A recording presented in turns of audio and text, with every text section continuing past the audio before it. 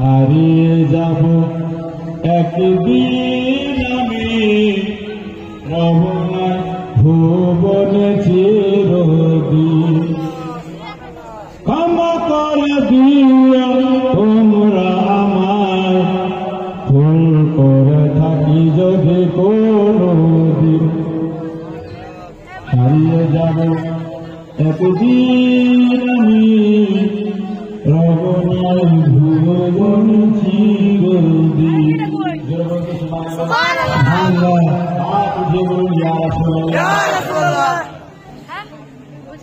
আর যে যা পারেন এই মাদ্রাসার জন্য দিয়ে যান তো ভাই, 100 টাকা পাবেন, 200 টাকা বা গোরস্থানে হয়তো দিবে কবর। মাশাআল্লাহ, শাহের ইসলাম গোলাম ইয়াসিন সাহেব আব্বা আম্মার জন্য 500 টাকা দান করেছেন হুজুরের কাছে দোয়া নিতে এই মাদ্রাসাতে।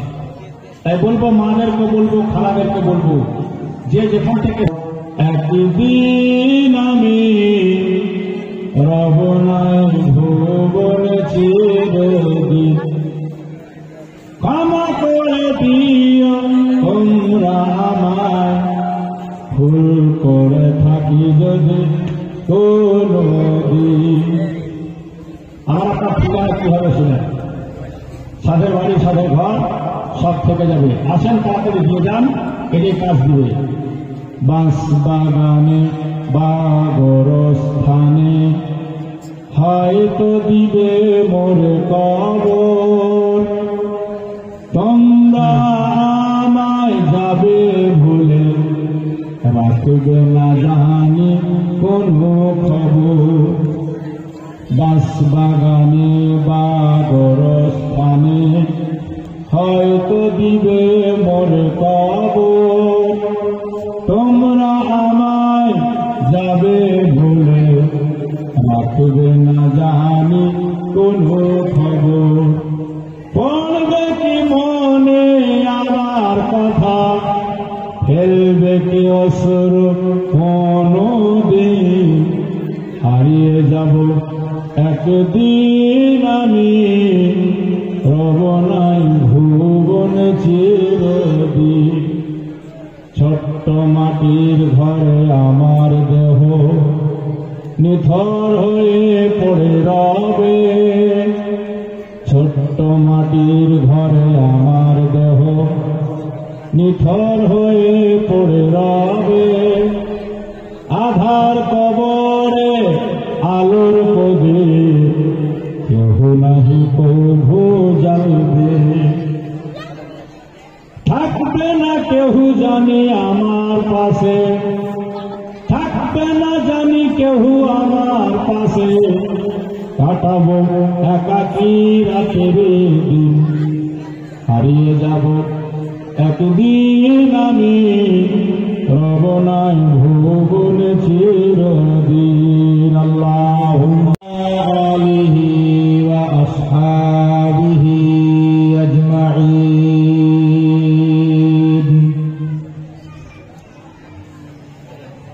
আম্মা বা'দু ফাআউযু বিল্লাহি মিনাশ শাইতানির রাজীম।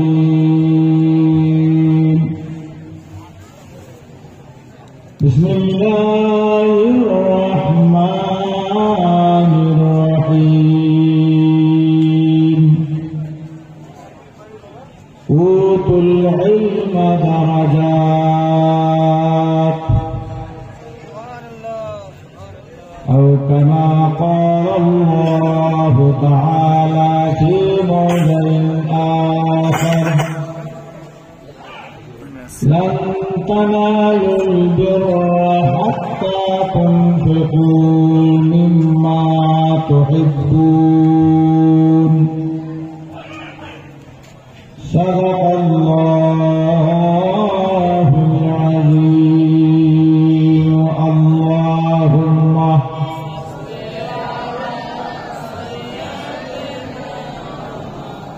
مولانا محمد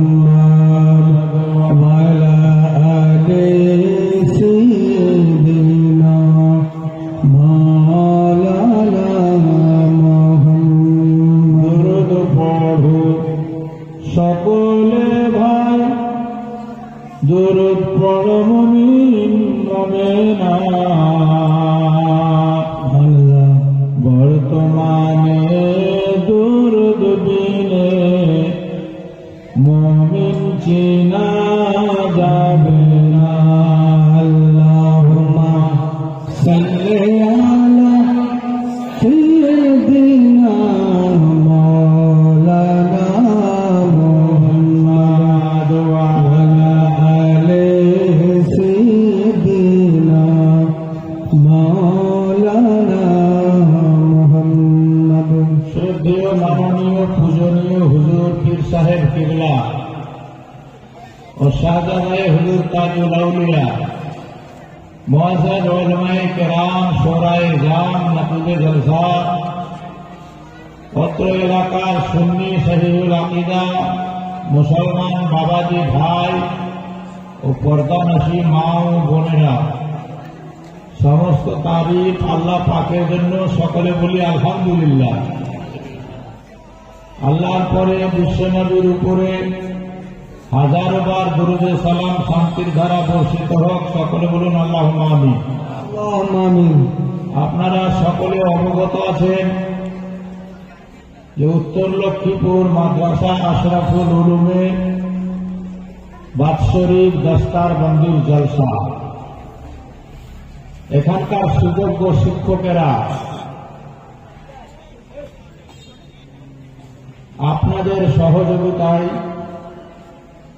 মুফতি আখতার নঈমী সাহেব এবং তিনার সহপাঠীরা দীর্ঘ 7-8 মাস ধরে অক্লান্ত পরিশ্রম করে সেই পরিশ্রমের ফল আপনাদেরকে দেখাতে চলেছেন। 14 জনের মাথায় বাঁধা হবে ফজিলত আলিমিয়ত और हिफ्ज भी है ना,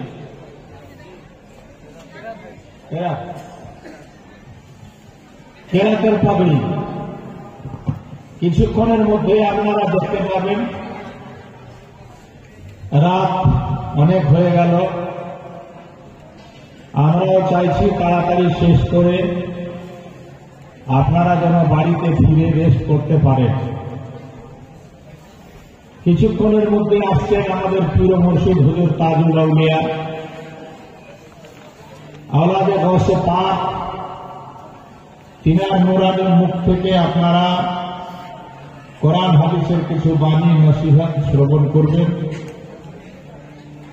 আমি মাঝখানে শুধু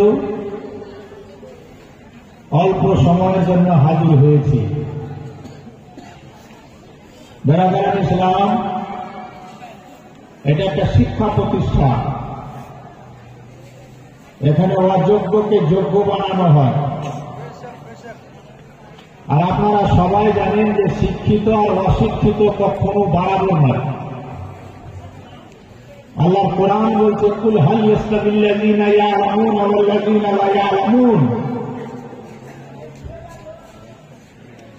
শিক্ষিত আর অশিক্ষিত আল্লাহ নিজেই বলছেন, জ্ঞানী আর বোকা, মূর্খ আর পণ্ডিত কখনো বরাবর হতে পারে না। এখানে তফাৎ দেখে নেন। আপনারা সবাই বসে আছেন ত্রিপালে, এনাদেরকে বসিয়ে রেখেছেন স্টেজের উপরে। কারণ কি? তফাৎ এইটুকু যে এনাদের মধ্যে আছে ইলমে নবী, হাদিস ও কোরআনের জ্ঞান, যেটা আপনাদের কাছে নেই বলে আপনারা উঁচুতে তিনাদেরকে সম্মান দিয়ে রেখেছেন। আর আল্লাহ পাক নিজেই বলছেন, উতুল ইলমা দারাজাত, इल्म वालों को अल्लाह ने दर्जों कलम कर दिया। জ্ঞানীদের আল্লাহ মর্যাদা বাড়িয়েছে। কেমন মর্যাদা? এই যে আলিম ওলামা বসে আছে স্টেজের উপরে, নবী পাক বলছেন আলিমদেরকে এক নজর দেখা, নবীকে দেখা। মান জারাল উলামা ফাকান্নামা জারাল আম্বিয়া। আল হাদিস। নবী বলেন, মান সাফাহা আলিমান ফাকাদ সাফাহানি। যারা আলিমের সঙ্গে মুসাফা করল তারা আমার সঙ্গেই মুসাফা করল। এই আলিম সম্প্রদায়ের কত দরজা, কত মর্যাদা আল্লাহ বাড়িয়েছেন। আজ দেখুন আমরা যে এই শীতে বসে কথা বলছি, এটা আল্লাহ দিয়েছে আমাদেরকে সম্মান, আল্লাহ দান করেছে আমাদেরকে। এজন্য মরণ পর্যন্ত আমাদের এই চেয়ারটা কেউ কেড়ে নিতে পারবে না, আজ এখানে কাল ওখানে। আর একটা মানুষের চালাতে মেম্বার, প্রধান, এমএলএ, এমপিরা চেয়ার পেয়ে থাকে, তো দেখবেন সেই চেয়ারের কোনো মূল্য নেই। 5 বছর পর হেরে গেল, মানুষ তার চেয়ারটা কেড়ে নিল, আছে না নাই? কিন্তু ইলমওয়ালাদের মর্যাদা, শান স্বয়ং বাড়িয়েছে আল্লাহ পাক রহিম রহমান। আল্লাহ হাবিব বলেন, মান জালাসা ইনদা আলিম সাআতান আও আকালা মাহু লুকমাতান আও মাশা মাহু খুতওয়াতান আও সামিআ মিনহু কালিমাতান আতাহু আল্লাহু তাআলা জান্নাতান কুল্লু জান্নাতিন মিথলু দুনিয়া মাররাতান। জোরে বলুন সুবহানাল্লাহ। হাদিসে পাকে নবী বলেন, যারা আলিমের সভাতে কিছুক্ষণ বসলো, আলিমের কাছ থেকে দুটি কথা শুনলো, আলিমের সাথে বসে 2 লোকমা খাবার খেল, আলিমকে সাথে দিয়ে কোথাও গেল, আল্লাহ তাআলা এই লোকগুলাকে 2টি করে জান্নাত দান করবে। কুল্লু জান্নাতিন মিথলু দুনিয়া মাররাতান, এক একটা জান্নাতের দৈর্ঘ্য প্রস্থ হবে 2টা পৃথিবীর সমান। সুবহানাল্লাহ, সুবহানাল্লাহ। আজ যারা আপনার ঘরের ছেলে পাগড়ি পাবে, তার মাকাম কত, তার মর্যাদা কত। হাজরাতে গ্রামী, এই জন্য এদেরকে নিচা নজরে দেখার চেষ্টা করবেন না, তুচ্ছ তাচ্ছিল্য করার চেষ্টা করবেন না। যাদের মধ্যে ইলমে দ্বীন আছে তাদেরকে সম্মান দেওয়ার চেষ্টা করবেন। এই আলিম উলামার কথা বলতে গিয়ে আমার নবী বলেছেন, নওমুল আলিমে খায়রুম মিন ইবাদাতিল জাহিল। আলিমের ঘুম একটা সাধারণ মানুষের ইবাদত চাইতে উত্তম। एक हिकायत है, कल यूपी में हम लोगों ने पढ़ा था। हो गया अन्ना नबी सल्लल्लाहु अलैहि वसल्लम जा इला बाबिल मस्जिद फरा अश-शैतान फक़ाल नबी सल्लल्लाहु अलैहि वसल्लम या इब्लिस मा तस्नउ हाहुना फक़ाल इब्लिस उरीदु अन अदखुल अल-मस्जिद व अफ़सिदु सलात हाज़ल मुसल्ली ولكن أخاف من هذا الرجل النائم قال النبي صلى الله عليه وسلم لما لم تخف من هذا المصلي وهو في العبادة والمناجاة النائم هو الغافل قال الشيطان النائم هو العالم والعابد هو الجاهل। তখন নবী বলেছিলেন, आलिम का सोना जाहिल की इबादत से भी अफजल है। সুবহানাল্লাহ, সুবহানাল্লাহ। কারণ ইলমে মুস্তাফা। বুঝতে কিছু পারছেন বাবা? কথাগুলো বোঝা যাচ্ছে? বুঝে যদি না শুনেন তো 2টা লোকের চাকরি হবে, একটা লোক ভালো আর একটা বহিরা। ভালো লোকটা ইন্টারভিউতে গেছে আগে, বহিরাটা দাঁড়িয়ে আছে বারান্দাতে। অফিসাররা ওকে 3টা প্রশ্ন করছে, 3টা। কটা? যেটা বলেন না কটা? 3টা। প্রথম প্রশ্ন করেছে, ভারতের প্রধানমন্ত্রীর নাম কি? তো বলে দিয়েছে নরেন্দ্র মোদী। তারপরে প্রশ্ন করেছে যে ভারতবর্ষ স্বাধীন হয়েছিল কোন সালে? তো বলছে 1945 আন্দোলন শুরু, 47 ফাইনাল। তারপরে বলছে চাঁদে পানি আছে না নাই? তো বলছে রিসার্চ চলছে, এখনো ফাইনাল হয়নি। অফিসাররা বলছে আর গো তুমি যাও, পরেরটাকে পাঠাও। তো পরেরটা যেটা আসছে সেটা ঠোসা বহিরা, কিন্তু লোকটা খুব চালাক। একে জিজ্ঞেস করছে, ভাই তোকে কটা প্রশ্ন ধরেছিল? বলে 3টা। কি কি? তো এই উত্তর। তো বলে এই উত্তরটি মুখে করে ও ঢুকে গেছে। আর বহিরা মানুষ, অফিসাররা বলছে হোয়াট ইজ ইওর নেম? তো বলছে নরেন্দ্র মোদী। মানে ও বলেছিল নরেন্দ্র মোদী, এও বলছে নরেন্দ্র মোদী। তাকে দ্বিতীয় প্রশ্ন করেছিল ভারতবর্ষ আজাদ হয়েছিল কবে? একে বলছে তোমার জন্ম কবে, তোমার ডেট অফ বার্থটা কি? তো বলছে 1945 আন্দোলন শুরু, 47 ফাইনাল। অফিসাররা বলছে তুমি কি পাগল নাকি? আরে তোমাকে প্রশ্ন করছি, তুমি উত্তর দিচ্ছ কি? তুমি কি পাগল? এ বলছে রিসার্চ চলছে, এখন ফাইনাল হয়নি। তার মানে ও প্রশ্ন একটাও বুঝেনি। আগে ওরা যা বললো সেটাই গড়গড় করে বলে চলে যায়। ওয়াজ নসিহত জলসাগুলো রাত জেগে শুনবেন, তো বুঝার চেষ্টা করুন। কিছু বুঝে যাবেন, কিছু শুনে যাবেন, কিছু আমল করবেন, তাহলে কাজে লাগবে। একবার দুরূদ শরীফ পড়ুন। আপনারা জেগে আছেন কিনা আমি একটা গজলের মাধ্যমে দেখব। সবাইকে আমার সাথে পড়তে হবে, পারবেন তো? ইনশাআল্লাহ বলেন ইনশাআল্লাহ। মরার পরে বলবেন দুরূদ ও ওয়াফাত পড়েন। আল্লাহুম্মা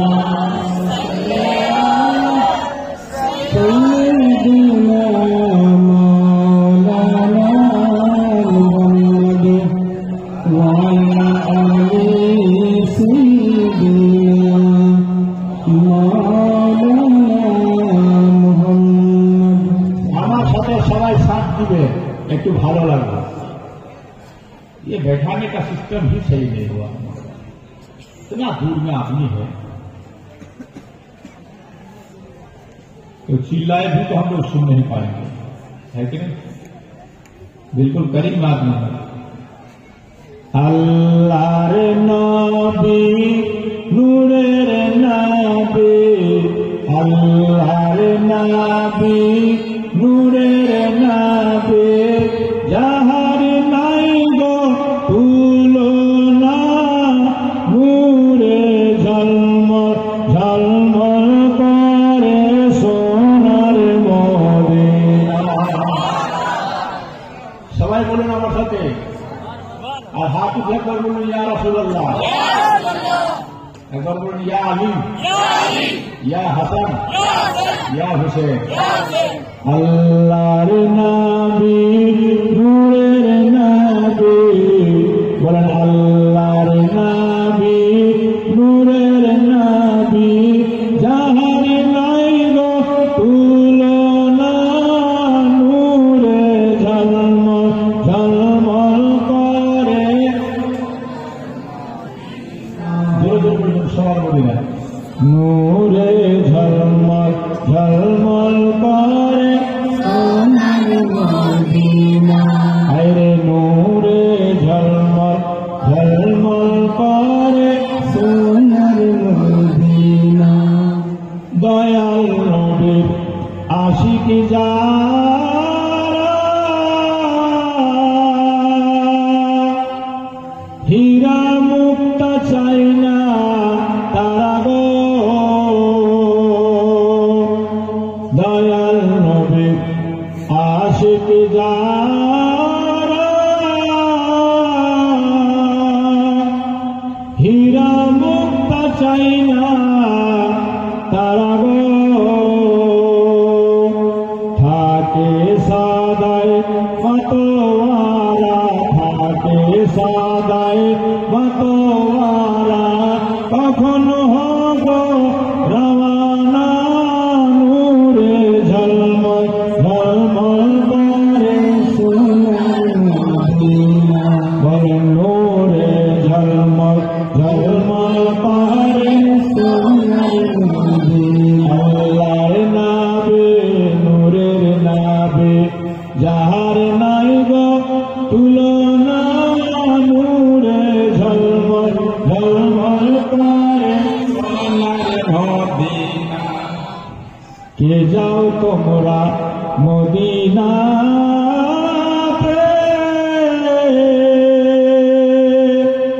সঙ্গে নিয়ে যাইও মোরে গো। পাখি হইলে উড়ে যেতাম, পাখি হইলে উড়ে যেতাম, দেখতে সোনার মদিনা।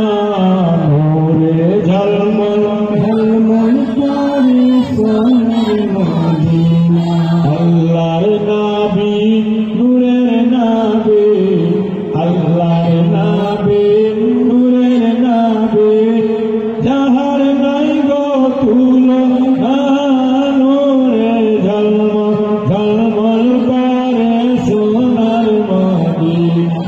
অনেক লম্বা আছে ভাই, টাইম কম, হুজুর চলে আসবে। আমি কাজের কথা বলতে চাই, এটা একটা শিক্ষা প্রতিষ্ঠান। এখানে এসে আপনি অজানা জিনিস জানতে পারবেন। একটা লোক মদ খেয়ে এসে বিবিকে 3 তালাক বলে দিয়েছে, তালাক হবে কি হবে না, এটা একটা মাস্টারকে দিয়ে বলবেন তো বলতে পারবে না, ডাক্তারকে দিয়ে বলবেন তো হবে না, কলেজের প্রফেসরকে দিয়ে জিজ্ঞেস করবেন তো বলতে পারবে না, মাদ্রাসার মুফতি সাহেবকে এসে জিজ্ঞেস করবে, মাদ্রাসার ওলামায়ে কেরামকে জিজ্ঞেস করতে হবে। একটা বাচ্চা মায়ের দুধ কতদিন খাবে মাস্টার জানে না, ডাক্তার জানে না, ইঞ্জিনিয়ার জানে না। যখন আপনি মাদ্রাসায় এসে জিজ্ঞেস করবেন, তো মৌলানা সাহেব বলবে হাওলাইনে কামেলাইন, মা বাচ্চাকে দুধ খাওয়াবে পূর্ণ 2 বছর। বলুন সুবহানাল্লাহ। আপনি প্রশ্ন করবেন, একটা ছেলে মায়ের সাথে কতদিন বয়স পর্যন্ত ঘুমাতে পারে একসাথে? মাস্টারকে জিজ্ঞেস করবেন, বলতে পারবে না, ডাক্তারকে জিজ্ঞেস করবেন, বলতে পারবে না, কলেজের প্রফেসরকে জিজ্ঞেস করবেন, বলতে পারবে না।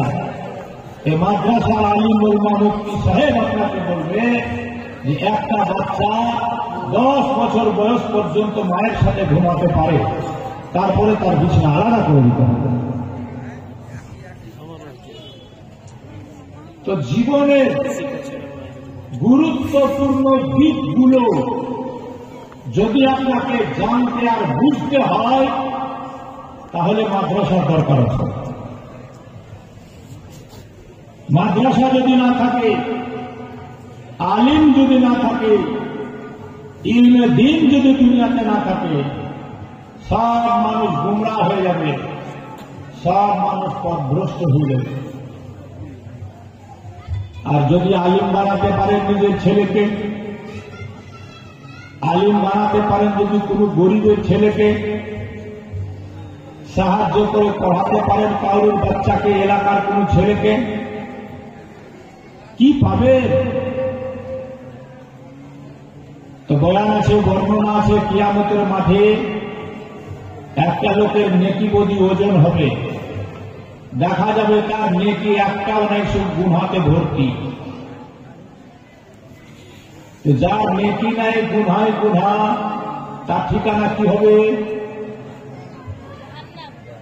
যে বলে জোরে বলো না, যার একটাও নেকি নাই, শুধু গুনহাই গুনহা, আর ঠিকানা কি হবে? জান্নাত না জাহান্নাম? আল্লাহ পাক বলবেন ইযহাবু বিআবদি হাযা ইলান নার। ও ফেরেশতা মণ্ডলীরা, আমার এই বান্দার জীবনে কোনো নেকি নাই, গুনহাতে ভর্তি, যা একে জাহান্নামের দিকে নিয়ে যা। ফেরেশতারা ওই লোকটাকে, গুনেগারটাকে ধরে জাহান্নামের দিকে নিয়ে যাবে। আমার আল্লাহ পাকের দয়া হয়ে যাবে, আল্লাহ পাকের মায়া হয়ে যাবে। আল্লাহ যে বান্দাকে বাপ মা চাইতেও বেশি ভালোবাসে। যেটা বলুন সুবহানাল্লাহ। আমরা শুধু আল্লাহকে ভালোবাসতে জানি না, আল্লাহ বাপ মা চাইতে আমাদের বেশি ভালোবাসে। আল্লাহ বলেন বান্দা, তোর যদি জুতার ফিতাটাও দরকার হয়, আমার দরবারে চেয়ে দেখ, আমি আল্লাহ সেটাও তোকে আদা করব। বেড়াদার বন্ধগণ, বাবাজি ভাই, সে দয়ালু আল্লাহ কাল কিয়ামতের মাঠে দয়ালু হয়ে বলবেন, ও ফেরেশতা মণ্ডলীরা, আমারই বান্দাকে দাঁড়াতে বলো, জাহান্নামে যাওয়ার আগে একটা প্রশ্ন করো, তাকে জিজ্ঞেস করো সে কোনদিন কোন আলিমের সঙ্গে ভালোবাসা রেখেছিল কিনা। সেটা বলুন সুবহানাল্লাহ। কোন আলিমের সঙ্গে তার কোন সম্পর্ক কোনদিন ছিল কি ছিল না? লোকটা বলবে, না, কোন আলিমের সঙ্গে আমার ভালোবাসা ছিল না, আমার ছিল সব বন্ধু আস্তান মস্তান, ঘোড়া কাটি, মুখে সিগারেট, কানে ঠুসে দিচ্ছে হেডফোন, আর আপাচি আর পালসারের ধোঁয়া বের করেছিল। আপ টু ডেট জেন্টলম্যান আন্ডার পেন ওগুলো ছিল সব আমার বন্ধু। কোনদিন কোন আলিমের সহবাতে বসিনি। আল্লাহ বলবে, যাবো ব্যাপে হাজার, আমার এই বান্দাকে জাহান্নামের দিকে নিয়ে যাও। আবার নিয়ে যাওয়া হবে, আবার দয়ালু মেহেরবান আল্লাহর দয়া হয়ে যাবে। বলবে, ফেরেশতারা দাঁড়াও, আমার এই বান্দাকে একবার জিজ্ঞেস করো, সে কোনদিন আলিমের পাশে বসেনি, তার কোনো বন্ধু আলিম ছিল না, তবে তার পাড়াতে কোনো আলিমে বা আমল ছিল কি ছিল না। যদি তার পাড়াতে কোনো আলিমে বা আমল থাকে, আমি ওই আলিমের বরকতে কেউ ক্ষমা করে দিব।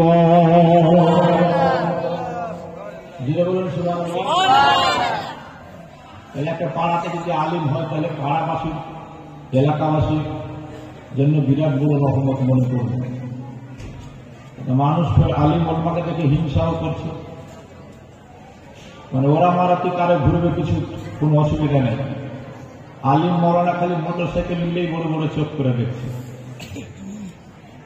কথা ঠিক না বল? কোথাতে টাকা পাই, কোথায় বেতন তো 8,000 বরকত আছে।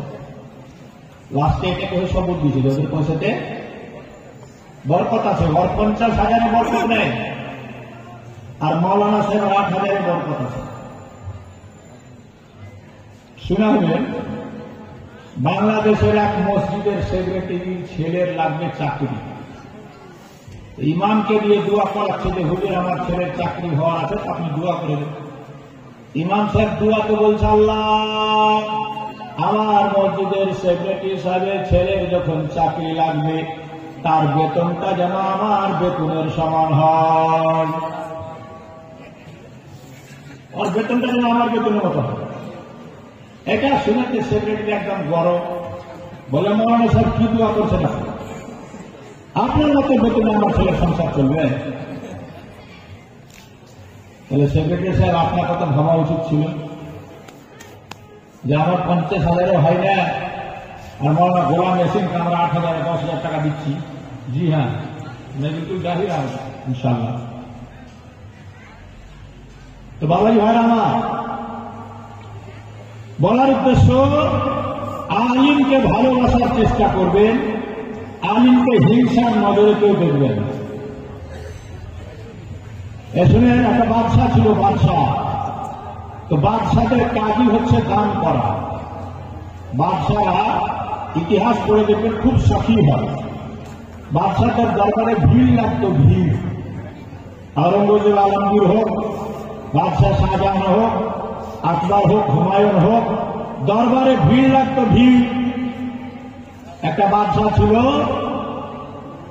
যখন উনি বসতেন সিংহাসনে, ওখানে সব হাজির হতো। কে হাজির হতো?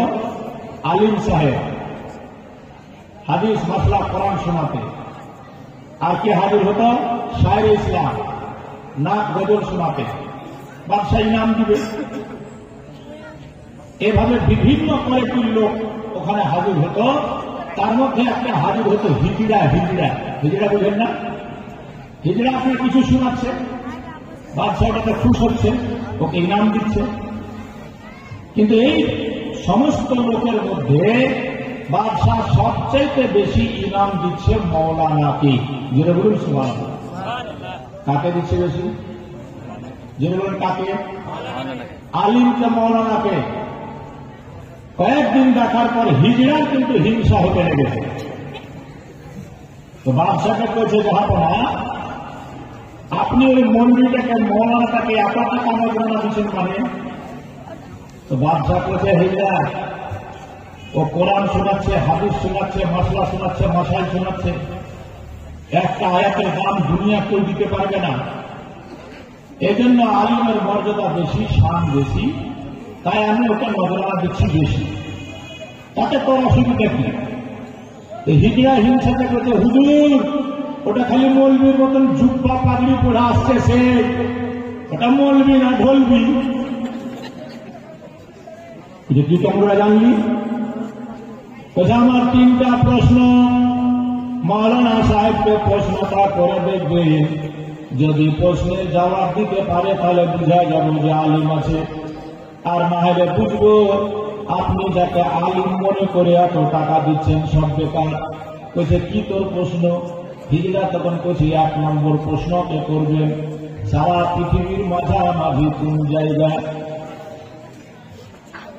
2 আসমানে তারা আছে কতটা? 3 সারা পৃথিবীতে কতটা পুরুষ আর কতটা মহিলা? এই 3টা উত্তর যদি আপনার মৌলবি দিতে পারে, আমি বুঝে যাব যে সে জ্ঞানী লোক আছে। বাদশা তো ওরকম সাদা সিধা, ঠিক আছে মৌলানাকে 3টা প্রশ্ন করব। মৌলানা সাহেব তো বলছে, মৌলানা সাহেব 3টা প্রশ্ন, আমার দরবারে আসছেন, নজরানা পাচ্ছেন, চলে যাচ্ছেন, তবে 3টা প্রশ্ন আপনার কাছে। বলে কি জাহাপনা? এ ভাবছে হয়তো কিছু মশলা মশাই জিজ্ঞেস করবে। বলছে 1 নম্বর প্রশ্ন, সারা পৃথিবীর বীজ কোন জায়গায়? 2 নম্বর প্রশ্ন হচ্ছে আসমানের তারা কয়টা? 3 নম্বর প্রশ্ন হচ্ছে সারা পৃথিবীতে পুরুষ কয়টা আর মহিলা কয়টা? এটা আপনাকে বলতে হবে কালকের মধ্যে। আর যদি উত্তর দিতে না পারেন তাহলে বুঝে নেব আপনি আলিম না জালিম। আমার দরবারে এসে খালি আলিমের ভেষ ধরে টাকা নিয়ে গেছেন, গর্দন রাখবো না। বাদশাহ ফরমান জারি হতে নেই। মৌলানার মাথা ঘুরে গেল, আল্লাহ এ প্রশ্ন তো কোরআনেও নেই, এ প্রশ্ন তো হাদিসেও নেই, এ প্রশ্ন তো ফিকহেও নেই, এ প্রশ্ন তাফসীরে নেই, এ কেমন টাইপের প্রশ্ন করলো আমাকে? আর বলতে না পারলে বলছে গর্দন কেটে নিব। খুব টেনশন, খুব চিন্তিত। তো মৌলানা সাহেবের কাপড় ভিতরে একটা ধোপা দেখে বলছে, আপনি এত টেনশন কেন?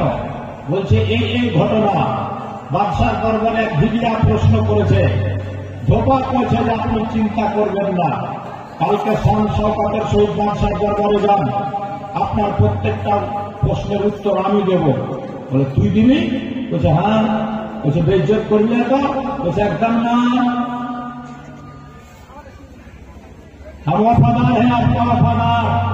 আমি দিব জবাবটা। আপনাকে যখন প্রশ্ন হবে আপনি বলবেন, এই ছোট মোটো কথার প্রশ্নের জবাব আমরা দেই না, বড় আলিম আমরা, এগুলা জবাব আমার ধোপা হবে, খালি এটা কহিল। বলছে তাই নাকি? বলছে হ্যাঁ। কালকা হলো, মৌলানা সাহেব গেল, যেমনি বাদশাহ প্রশ্ন করল, বলছে দাঁড়ান আমার ধোপা আসছে, কারণ এগুলো ছোট মোটো প্রশ্নের উত্তর আমরা দিই না, এটা আমার ধোপা দিবে। বলছে কই ধোপা ডাকো? ডাকা হচ্ছে ধোপা তখন গাধাতে চড়ে সেজে গুজে চলে আসছে একজন সিংহাসনের দিকে। গেটম্যানরা তাকে রুকার চেষ্টা করলো, থামার চেষ্টা করলো, বলছে আমাকে থেমে লাভ হবে না, কারণ আমাকে গাধালিয়ে ভিতরে যেতে দে। বলছে গাধালিয়ে ভিতরে যাওয়া চলবে না, বলছে আমাকে যেতে হবে। বলছে কারণ হচ্ছে বাদশার দরবারে একটা গাধার মতো প্রশ্ন করেছে, তাই উত্তর দিতে গেলে আমাকে গাধা নিয়ে যেতে হবে। দরবারিরা কোথায় ঠিক আছে জবাব দেবে। প্রশ্ন হলো, ধোপাকে প্রশ্ন করা হলো। প্রথম প্রশ্নটা করা হয়েছে মৌলানাকে, সারা পৃথিবীর বীজ কোন জায়গা, এটা বলতে হবে। তো ধোপা বলছে আই এম রেডি, আমি রেডি আছি। আপনারা শুনতে চান?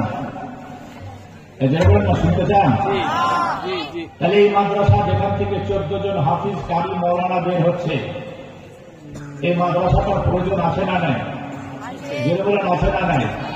আমি 3টা লোকের কাছে অত্র এলাকা তিনটা প্রশ্নের জবাব শোনার আগে কেউ বলিবে সর্বনাশ। আরে চায়ের দোকানে দেখলাম সর্বনাশ, ওটা মরে গেল। কেউ কাটিবে ঝাড়ের বাস, কেউ বলিবে সর্বনাশ। কেউ বা আবার করবে গরম পানি, মা জাননী যেদিন তোমায় ছেড়ে যাব আমি। সর্বপ্রথম 5,000 টাকা অসীম আকরাম কাহলা।